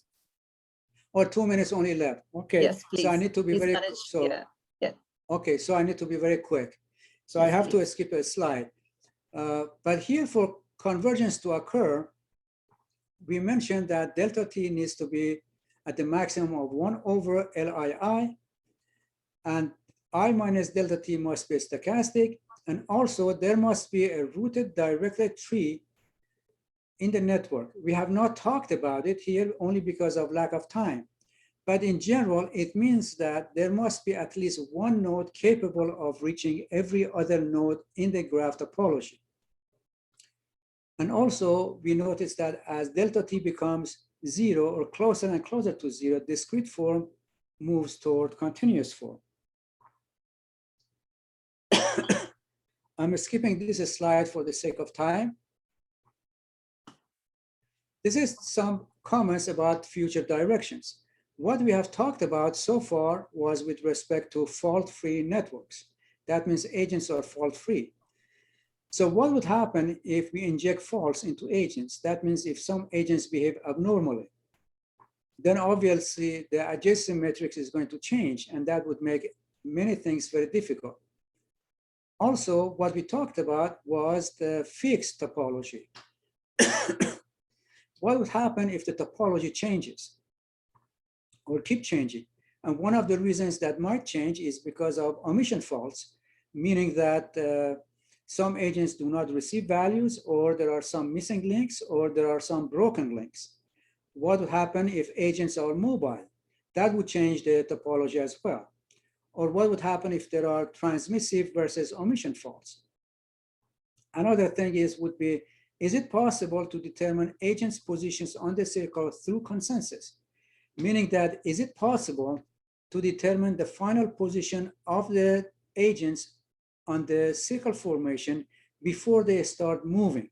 Because if that happens, it makes the problem very easy, which means that by the time that agents get to the circle, they do not have to fight over each other in order to determine their final position.